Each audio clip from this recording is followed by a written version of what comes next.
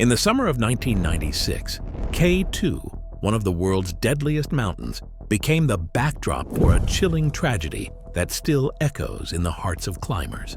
What was meant to be an exhilarating ascent turned into a nightmarish descent into chaos and despair.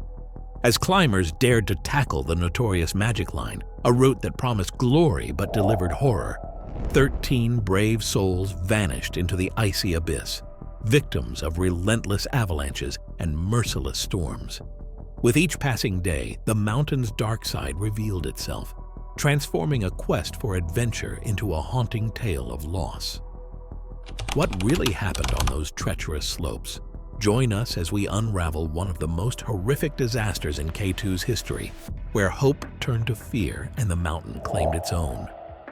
The summer of K2, later dubbed the Black Summer, began ominously with the deaths of John Smallridge and Alan Feenington, part of an American expedition daring enough to tackle the notoriously thin Southwest Villa known as the Magic Line.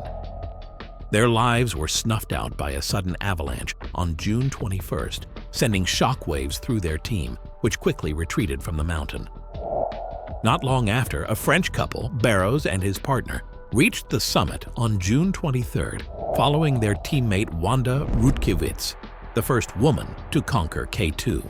As night fell, they faced a terrifying descent in darkness.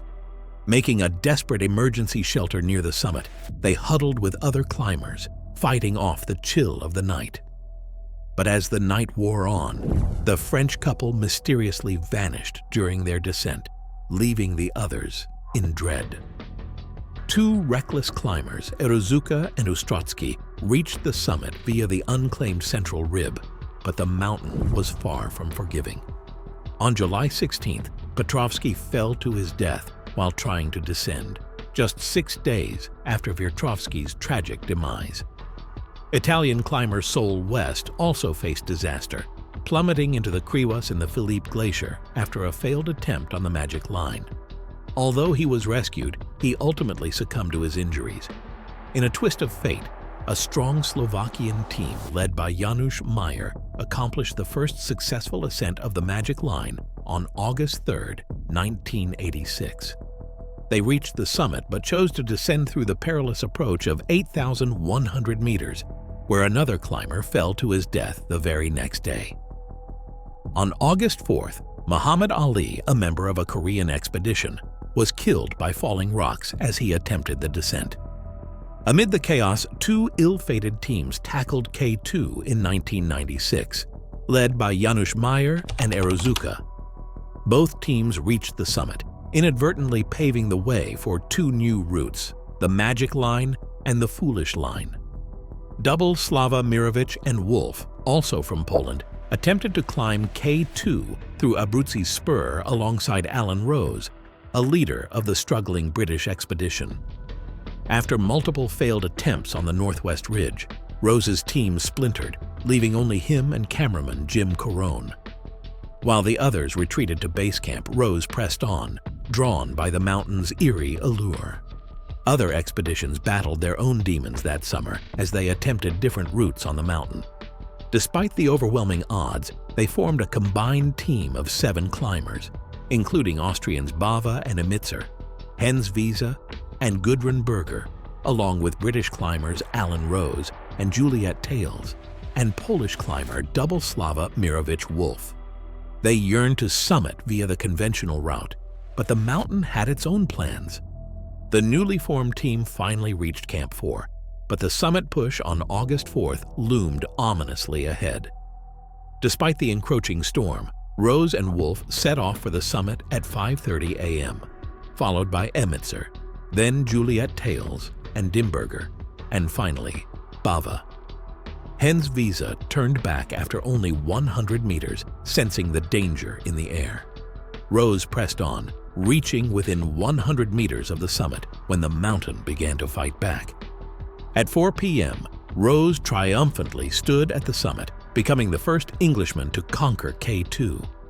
Yet during the descent, he urged Ulster to turn back, warning of the impending storm that threatened to engulf them. Dimberger and Juliet Tales reached the peak at 5:30 p.m., but as they descended, disaster struck. Dimberger was leading the group when a pole slipped, sending him tumbling down the slope for about 100 meters. Miraculously, he wasn't seriously hurt, but they were forced to spend a terrifying night at an altitude of about 8,400 meters, the storm raging above. Eventually, they reached Camp 4 only to find the storm worsening, burying them in heavy snowfall. As they huddled together, they could only wonder what other horrors awaited them in the dark, unforgiving arms of K2.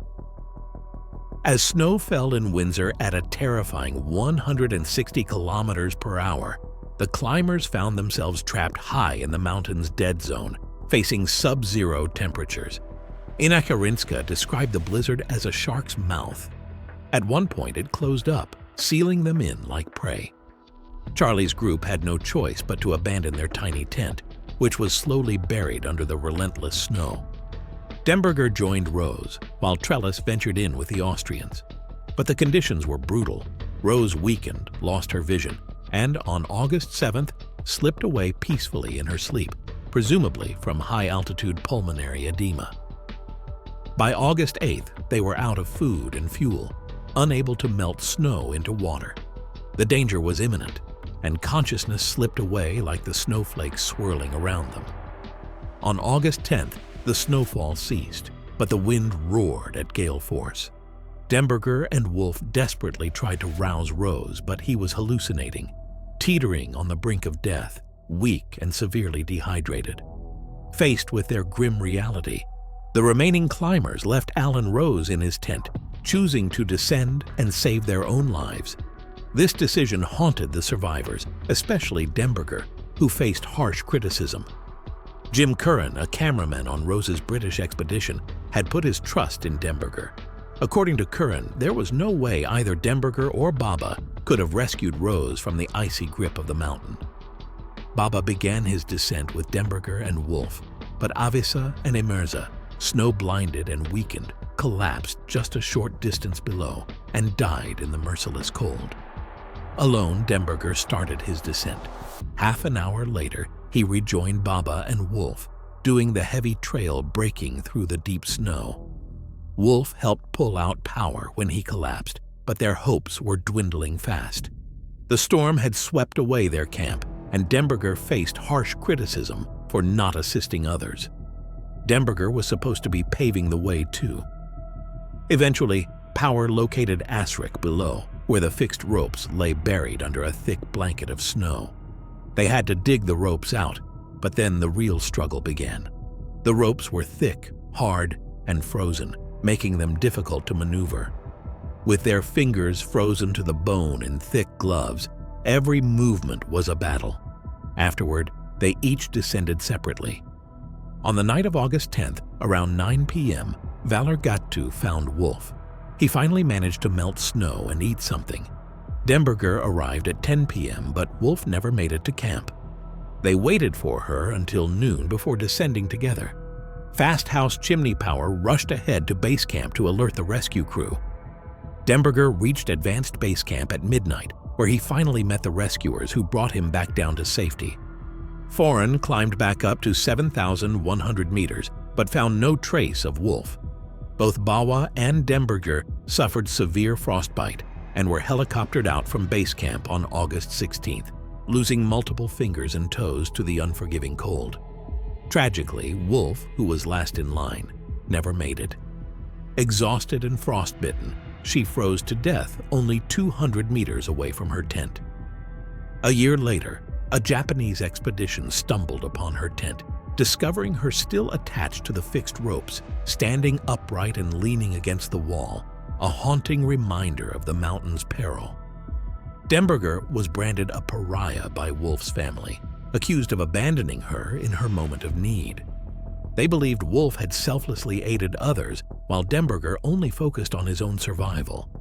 In a gripping conversation with his colleagues, Demberger defended himself, claiming he had repeatedly suggested an earlier descent during those harrowing 6 days in Camp 4, only to be met with stubborn resistance.